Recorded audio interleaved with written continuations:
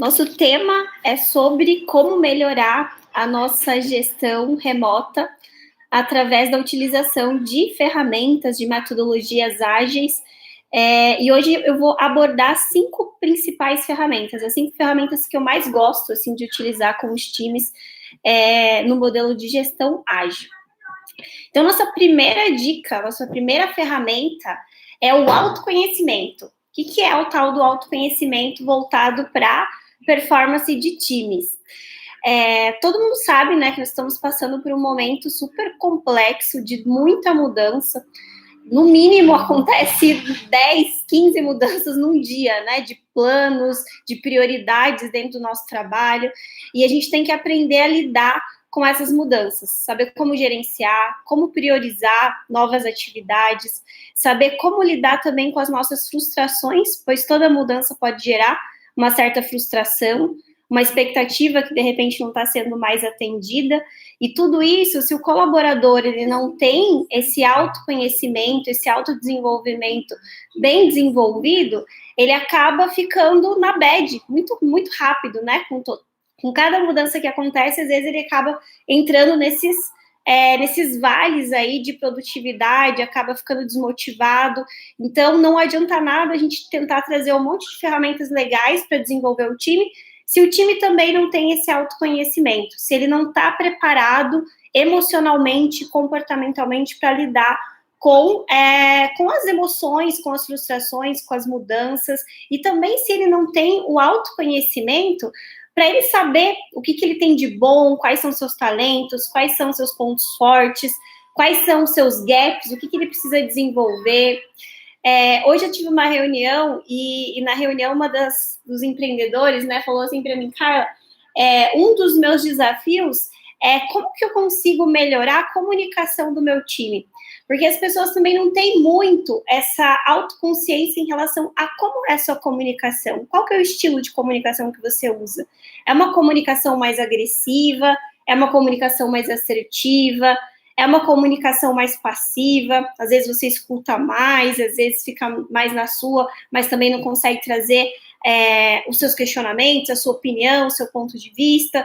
Então, tudo isso, como eu funciono com o outro, como eu me relaciono, como é a minha comunicação, tem a ver com a questão do autoconhecimento. Eu preciso me conhecer, eu preciso olhar para dentro, saber identificar como é o meu funcionamento para que eu consiga também estar aprendendo aí a lidar com todos esses desafios do dia a dia. E o gestor, o líder, o profissional de RH precisa saber quais ferramentas utilizar com o time para conseguir realmente fazer com que ele olhe para dentro e entenda, né, como lidar com o seu autoconhecimento. Mas quando a gente fala de autoconhecimento, parece que tudo é muito abstrato, né? Fica tudo muito, Carla, eu vou dar um livro de autoajuda, então, para o time e resolve. E não é bem assim, né? Então, vou dar algumas dicas aqui para vocês em relação ao que eu mais gosto, assim, de usar em relação ao autoconhecimento. Então, vamos lá. Dica 1 em relação ao autoconhecimento. A dica 1, e assim é que eu mais amo, mais gosto, se fosse para eu priorizar de todas elas, eu acho que eu sempre começaria por essa. Comece a ajudar o teu colaborador a identificar quais são os seus talentos. Primeira coisa, o que ele faz bem, o que ele tem mais facilidade para executar e como que eu consigo fazer ele identificar isso. Isso, gente, existe pesquisa científica, então não é nada assim subjetivo, não é nada tipo do signo, sabe? Que você vai lá e vai ler o horóscopo da pessoa e vai dizer como que ela consegue lidar bem com o trabalho, que ela tem mais facilidade. Eu sei que muita gente gosta bastante de signos, nada contra, mas a gente vai utilizar bastante dados e ferramentas que a neurociência traz, que a psicologia positiva nos traz, para a gente ajudar a trazer esse autoconhecimento para o time. Então, a dica número 1 aqui, em relação a talentos, existe um livro chamado Descubra Seus Pontos Fortes. Esse livro, ele tem a Gallup, né, é a editora que publicou esse livro, e nesse livro ele traz muito sobre essa cultura das empresas que trabalham com pontos fortes, com desenvolvimento de talentos. Uma das, digamos assim, da moral do livro é que ele trabalha muito com a comparação dos atletas ou dos esportistas, os profissionais que trabalham aí com alto desempenho. Então, por exemplo, se a gente for pegar um jogador de futebol, quando o jogador de futebol, lá na adolescência dele, geralmente, né, que ele identifica que ele tem uma facilidade com a bola, que ele é habilidoso, geralmente o que os pais dessa pessoa faz? Vai lá, pega esse profissional, e esse profissional não, né, que é uma adolescente ainda, pega esse filho, pega esse adolescente, coloca numa escolinha de futebol e faz ele fazer o quê? Treinar. Ele vai começar a treinar, vai começar a desenvolver cada vez mais aquela habilidade dele. Então vai lá, vai escolher, né, vai identificar esse talento e vai fazer o que com ele? Dar oportunidade para ele fazer aquilo que ele faz de melhor todos os dias. Então, o atleta é um exemplo de um profissional que ele está diariamente desenvolvendo cada vez mais o seu talento, e aquele talento faz com que ele se torne um craque, um destaque, faz ele realmente ser um ponto forte naquilo que ele faz. Essa é a cultura que esse livro que eu falei para vocês, que essa metodologia da Gallup trabalha. É a cultura baseada em desenvolver talentos, em desenvolver pessoas com pontos fortes, de fazer as pessoas olharem para aquilo que elas têm de melhor, as suas fortalezas, e saber gerenciar os seus gaps ali para que eles acabem não prejudicando elas no dia a dia. Então, a minha dica número 1 é isso. Primeiro de tudo, quero começar a aumentar o nível de autoconhecimento do meu time. O que eu faço? Compra esse livro, dá para o teu time, pede para ele fazer na contracapa do livro, tem um códigozinho, você raspa e você faz esse assessment, né? A gente chama de assessment porque é um teste que vai realmente diagnosticar ali quais são os seus 5 principais talentos, seus top 5 aí. E a partir desse diagnóstico, é muito legal, porque a Gallup, ela entrega um relatório super completo, e nesse relatório você consegue trabalhar um plano de ação com base nesses talentos que foi diagnosticado. Você consegue trabalhar um plano de ação para também gerenciar quais são os pontos fracos, digamos assim, do seu colaborador. Então, ela é uma ferramenta sensacional. Carla, mas eu não tenho ainda como investir para dar um livro para todo mundo da minha equipe. Como que eu posso fazer? Primeiro de tudo, você precisa adquirir o conhecimento. Então, assim, não necessariamente você precisa dar um livro, fazer todo mundo fazer o teste, mas você precisa aprender a ser um bom olheiro. O que é um bom olheiro? Voltando para o exemplo do jogador, né, do craque de futebol, ele conseguiu ser um craque também, não só porque ele tem o talento, mas porque ele teve a oportunidade. E para ele ter a oportunidade, teve esse olheiro, né, essa pessoa, esse profissional que conhecia muito sobre aquela atividade, que foi lá e observou e conseguiu identificar que ele era um talento, conseguiu identificar que ele tinha um potencial ali que poderia ser desenvolvido. E o líder precisa ser isso também dentro da organização. Então, como que você faz isso? Estudando sobre comportamento, estudando sobre talentos, entendendo quais são as formas diferentes, né, de pessoas, como que um lida melhor em uma determinada atividade, como que o outro se sai melhor com a análise. Você já tem um colaborador que é super comunicativo, o que eles têm de diferente ou de particularidades? Como que você consegue começar a mapear esses talentos dentro da sua equipe? Então, primeira coisa, invista em você, em ir atrás desse conhecimento, em ler, e não existe só a metodologia dos pontos fortes, existem inúmeros assessments aí que ajudam a gente a entender um pouco melhor como nós mesmos funcionamos. Então, essa é uma dica, né? Invista também na sua carreira, na sua bagagem, para você ser um bom olheiro interno na sua organização e estar identificando como que funcionam aí os seus colaboradores. E aí, a nossa segunda dica, quem está aqui que já sabe quais são seus talentos, que já leu alguma coisa sobre, coloque aqui para mim que eu quero saber quais talentos vocês têm. Muito legal, e principalmente para o gestor, né, gente? O gestor, número 1, ele tem que saber quais são os talentos dele, senão como que ele vai ajudar o time se nem ele sabe qual é o seu talento. Dica número 2, o que a gente faz, uma vez que a gente conseguiu dar esse primeiro passozinho, né, em relação à gestão remota, a gente foi lá e conseguiu fazer com que o colaborador identificasse os talentos, conseguimos mapear os talentos da equipe, conseguimos desenvolver um bom plano de ação ali para estar levando eles para um autoconhecimento um pouco maior, para que eles saibam como lidar com esses desafios que acontecem diariamente aí de mudança. A segunda dica que eu diria para você investir seria na colaboração visual. A nossa segunda ferramenta é colaboração visual. O que se chama colaboração visual? A gente precisa pensar que o líder hoje, ele também é um facilitador do trabalho, ele é um facilitador de entrega de resultado para a organização. E como facilitadores, principalmente nesse modelo onde nós estamos, né, cada um na sua casa, cada um em um lugar com atividades diferentes para fazer, nós precisamos pensar como que nós conseguimos fazer com que todas as pessoas colaborem dentro do time e também como fazer com que todos tenham transparência, saibam o que exatamente está acontecendo no time, né? Se tem alguma pessoa com maior dificuldade, quais são os problemas que estão acontecendo, quais são as coisas positivas, quais são as entregas que a gente precisa priorizar. E técnicas de colaboração visual têm ajudado bastante as equipes a conseguirem trazer esse nível maior de transparência para as equipes, tá? E como que a gente faz isso? Existem diversas ferramentas hoje no mercado que ajudam a gente a fazer a tal da colaboração visual.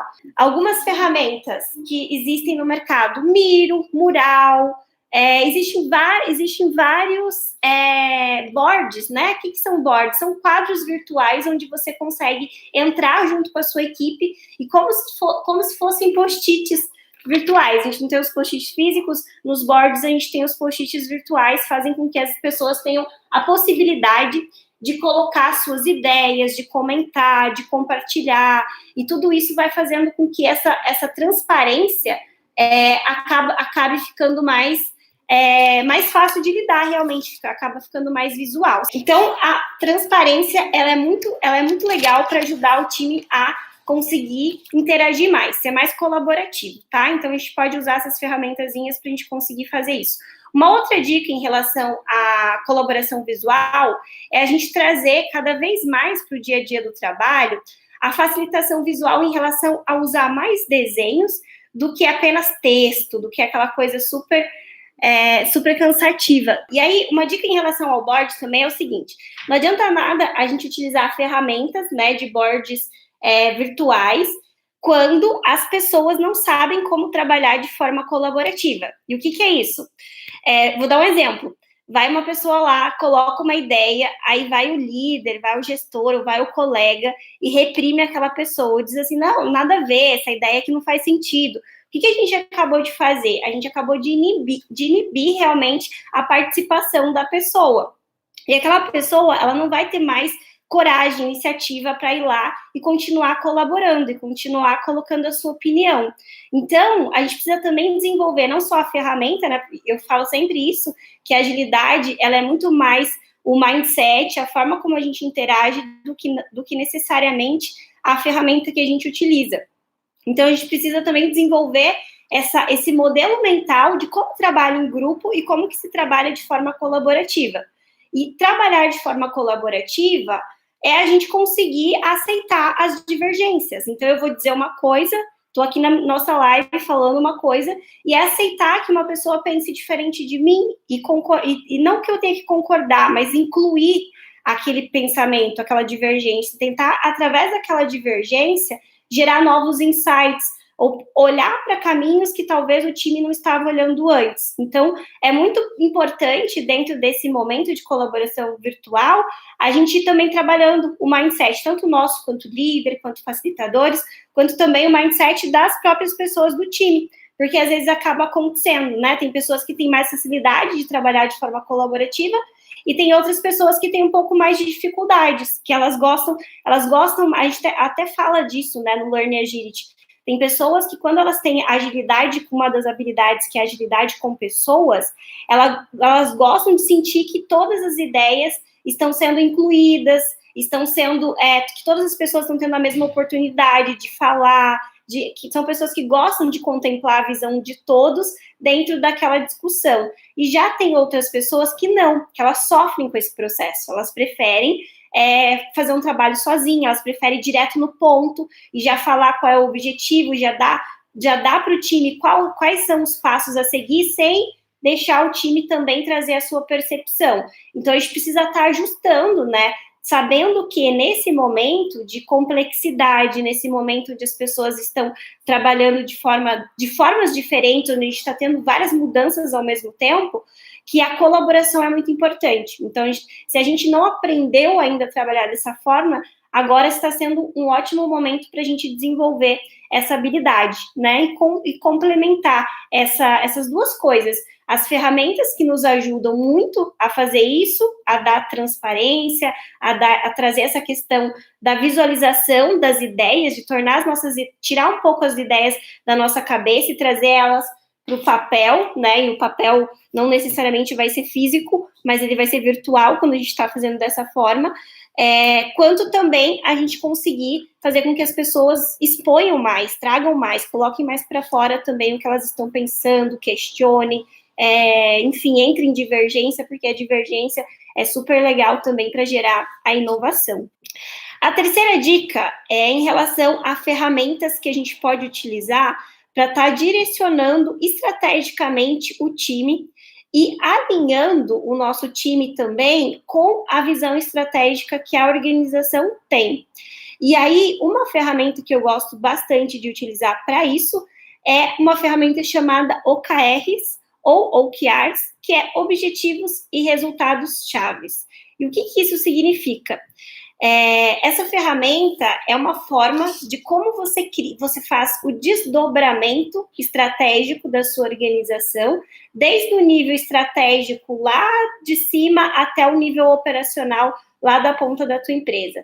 Então, você vai conseguir alinhar desde os teus líderes, gestores, diretores, até a pessoa que está lá na recepção da tua organização, a pessoa que está lá na mão na massa, sabe, todo dia, colocando a mão na massa para entregar o teu produto, para entregar o teu serviço. Você vai criar um alinhamento entre todas as áreas da empresa, entre todas as pessoas da empresa, fazendo com que todas elas estejam olhando para a mesma direção, que essa direção é a sua estratégia. Você define a sua estratégia uma vez por ano, qual é o seu lema maior, qual que é o seu marco para aquele ano, e você faz com que todas as pessoas estejam alinhadas, e a partir desse direcionamento, desses objetivos estratégicos, cada área vai ter os seus objetivos táticos e operacionais, onde a cada 3 meses elas vão estar ali revisitando e remodelando esses objetivos e esses resultados chaves por conta de que a gente está em constante mudança. Então, se a gente fosse olhar para um tempinho atrás, uns 5 anos atrás, por exemplo, as empresas trabalhavam apenas com o planejamento estratégico. Então, definiam metas e objetivos uma vez ao ano e o time ficava o ano todo perseguindo aquelas metas. Mas hoje, como a gente sabe que tudo muda o tempo todo, acaba não fazendo mais sentido, né? A gente tem que, às vezes, você definiu uma meta semana passada, já aconteceu um monte de coisa e aquilo já não está mais fazendo sentido. Então, a gente tem que estar a todo tempo atento a essas mudanças do mercado. Então, essa ferramenta de OKR, ela é super legal por conta disso. Ela é mais flexível e ela se adapta mais a essas mudanças que estão acontecendo. Então, vamos lá.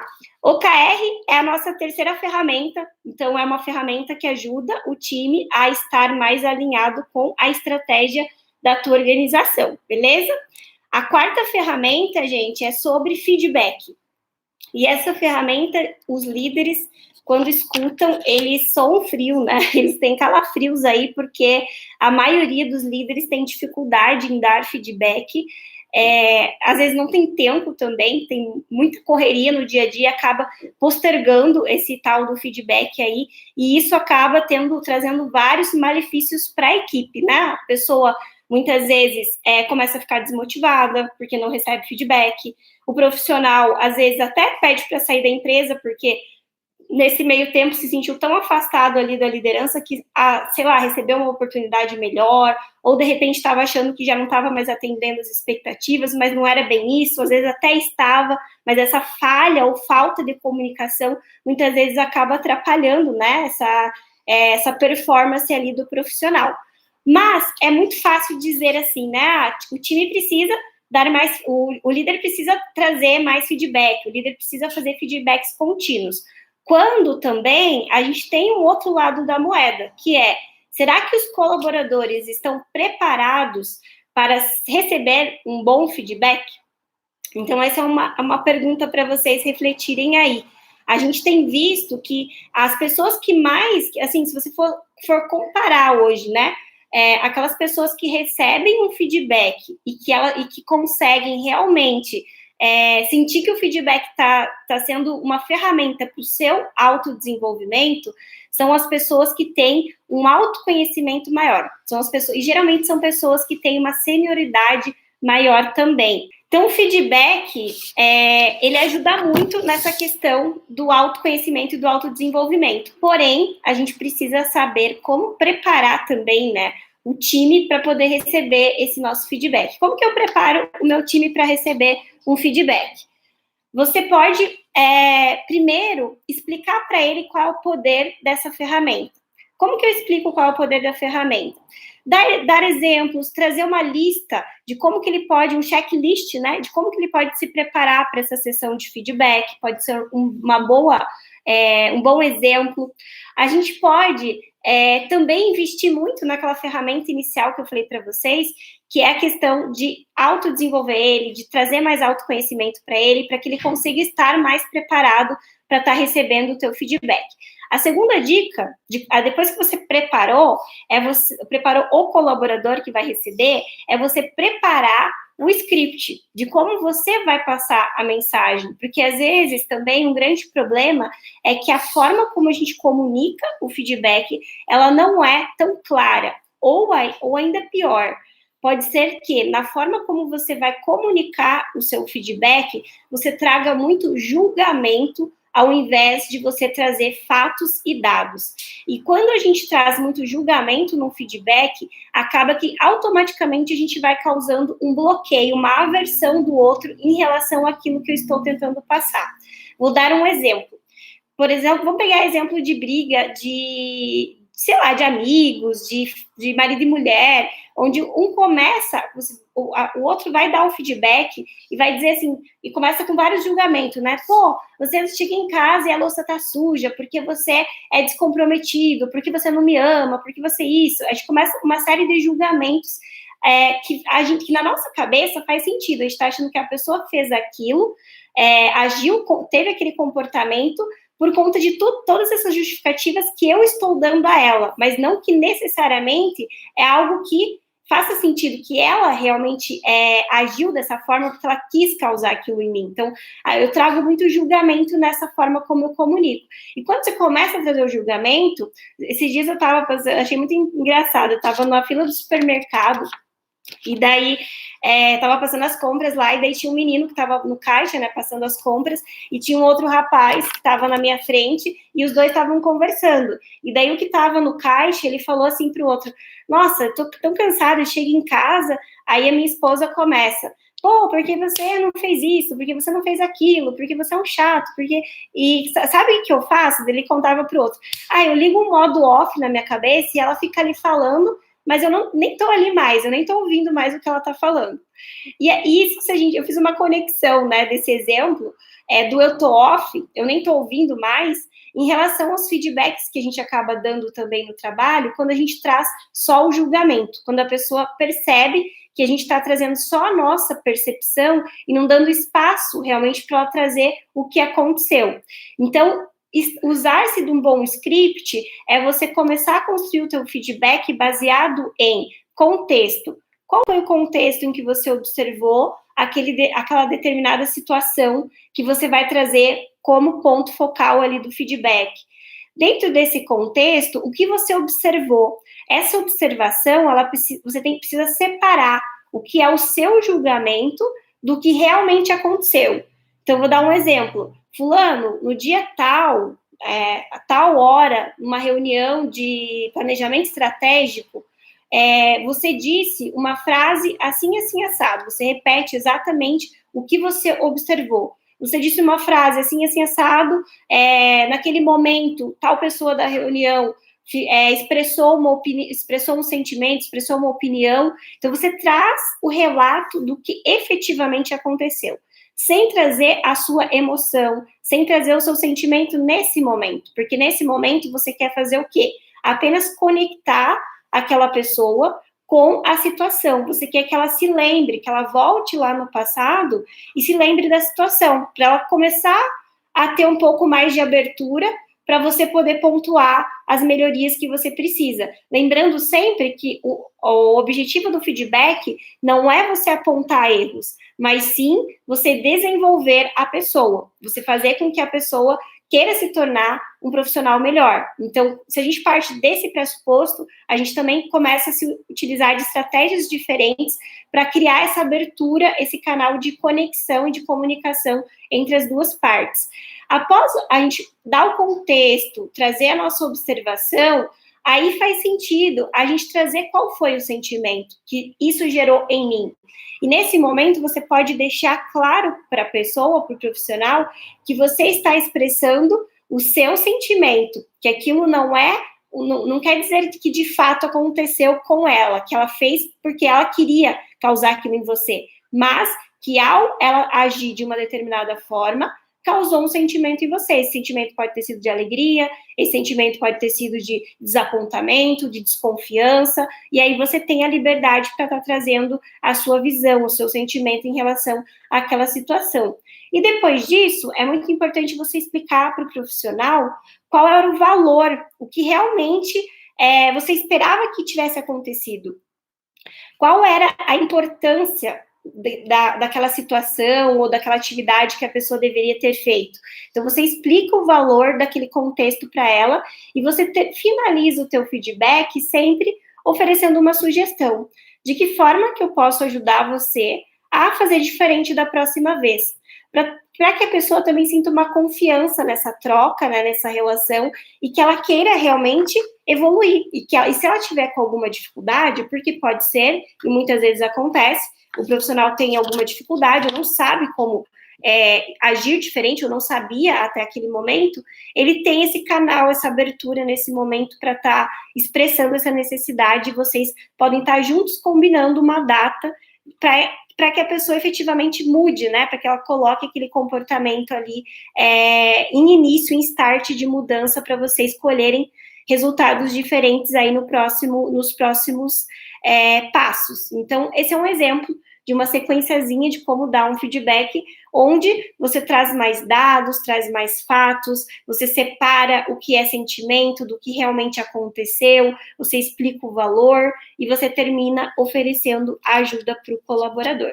Então, a nossa quarta ferramenta foi essa, né? Se a gente souber dar um bom feedback, se a gente conseguir dar esse feedback com uma certa frequência, a gente com certeza vai conseguir fazer com que o time melhore o seu desempenho também. E aí, a nossa quinta e última dica de ferramentas de gestão aí para times que estão passando por esse momento de desafio, né, do trabalho remoto, é a gente começar a desenvolver o que eu chamo de experimentação no time. A gente precisa utilizar metodologias, ferramentas que ajudem o nosso time a experimentar mais coisas, que ajude o nosso time a mudar um pouquinho aquele mindset do medo de errar para um mindset do eu posso tentar fazer diferente e eu vou experimentar coisas novas, eu vou aprender com esses meus experimentos. Então, a gente está num momento também onde a gente não tem muita certeza, né, sobre o que exatamente se o que a gente está fazendo, se a nossa estratégia realmente é a melhor estratégia, se ela realmente vai dar certo, porque a gente está no momento onde tudo é muito novo, né, tudo está em constante mudança.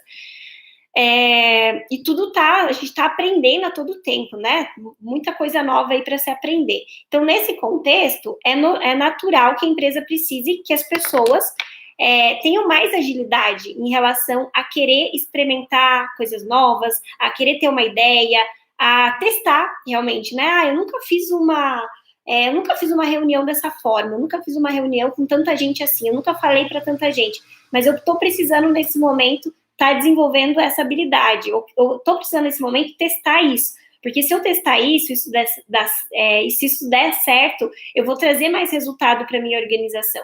Então, como que eu consigo fazer isso com o time? Levar ele a testar mais coisas, experimentar mais coisas. Então, primeira dica aqui é você saber delimitar, né? o que dentro dessas atividades que o teu time exerce são atividades que podem ser, digamos assim, que tenham um risco moderado e que possam ser atividades que vão ser experimentadas coisas novas. Quais são aqueles desafios que você tem e que você quer que as pessoas, você vai permitir que as pessoas experimentem coisas novas. Isso é importante você alinhar isso, as expectativas com cada colaborador. Por quê? Porque se você tem uma atividade que tem um alto risco, tem um risco muito grande, e você vai lá e fala para o time assim, time, estão liberado, podem testar, quero que vocês testem fazer isso aqui diferente. O que você está assumindo nesse momento? Que existe 50% de chance do time ir lá, testar uma coisa nova e acertar, mas existe 50% de chance dele ir lá testar uma coisa nova e aquela coisa nova não dá certo, ele errar. E se aquela atividade ela tem um alto risco, se quando você erra, ela tem um risco muito grande, ou ela envolve dinheiro e tem um prejuízo muito grande, você tem que estar certo disso. Por quê? Senão vai acontecer uma coisa, uma seguinte situação, você vai ficar tão bravo ou vai ficar tão frustrado com aquele resultado que você vai ir lá e vai punir a pessoa que errou. E quando você vai lá e pune a pessoa ou o time, ou você vai lá e tira aquela liberdade que você tinha dado para ela, porque daí você tinha dado, ela testou, deu errado, não conseguiu fazer com maestria aquilo, deu errado, deu prejuízo, e você vai lá e retira novamente aquele poder, digamos, que ela tinha, aquela liberdade. O que você está fazendo nesse momento? Você está desempoderando aquele profissional. Então, tudo que você tinha empoderado antes foi por água abaixo, você desempoderou. Você causou um pânico, um trauma, um medo naquela pessoa. Quando tiver uma nova oportunidade, por mais que nessa nova oportunidade o risco seja menor, essa pessoa dificilmente vai querer fazer qualquer coisa diferente do comum. Ela vai ficar mais lenta, ela vai retrair, ela vai procurar caminhos seguros, porque a primeira experiência dela, ou a última experiência dela, não foi uma experiência agradável. Então, quando a gente quer promover mais experimentação dentro de um time, mais inovação, mais ideias diferentes, mais pensar fora da caixa, a gente precisa ter essa consciência de que se eu for lá e dou liberdade, deixo o time testar, mas depois eu puno, eu dou bronca, eu brigo, eu estou desempoderando ele, e aí isso não vai funcionar mais. Então, minha dica é, primeiro, escolha desafios, problemas, coisas que você quer que sejam feitas de forma diferente, com um risco que você assuma, que é um risco baixo, um risco moderado, ou que você tenha essa expectativa, que tenha essa clareza para você, de que se o time fizer e der errado, tá tudo bem, você vai encarar aquilo como um experimento, um aprendizado. Então, essa é a primeira dica, tá alinhando em quais atividades realmente, quais são aquelas que podem ser, né, ter um alto grau, digamos assim, de liberdade, de pensar diferente, de pensar fora da caixinha, e quais são aquelas que precisa ter uma avaliação maior, que precisa ter mais gente envolvida, que você vai precisar estar junto ali tomando a decisão, junto com a pessoa, antes dela realmente tentar fazer algo diferente. A segunda dica é você sempre tentar ir empoderando esse profissional, aos pouquinhos e cada vez mais. Como que você empodera ele? Você vai dando mais ferramentas para esse profissional. Então, você traz um treinamento, ou você ajuda a dar uma mentoria para ele. Como que quais são os treinamentos legais? Um treinamento de design thinking, que ajuda o profissional a resolver problemas de formas diferentes. Um treinamento de criatividade. Você pode, de repente, também criar uma estratégia de ciclos curtos, onde você vai dar um desafio para o profissional, você dá um tempo e depois você vai avaliar, você vai dar a oportunidade dele receber um feedback em relação àquilo que ele tentou fazer diferente. Então, os ciclos curtos, para você desenvolver uma ideia, é muito legal, porque a inovação tem essa coisa do time também. Então, quando a gente, às vezes, coloca uma pressão na pessoa em relação a esse tempo, né, dizer assim, ó, fulano, você tem um desafio tal, e você tem X dias para você trazer algo diferente para mim. Você realmente lança esse desafio. E aí, você espera para ver o que ele traz.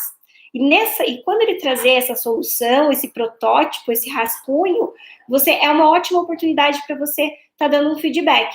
Será que está legal? Será que ele foi para o caminho certo? Será que ele podia ter olhado por outras alternativas? Ele podia ter envolvido outras pessoas dentro dessa ideação? Então, aí você vai ajustando a rota e você vai desenvolvendo esse colaborador aos pouquinhos até que ele consiga realmente ter desenvolvido um mindset mais voltado para experimento, para teste, para esse conceito de MVP aí que a gente vem utilizando tanto dentro das empresas de tecnologia.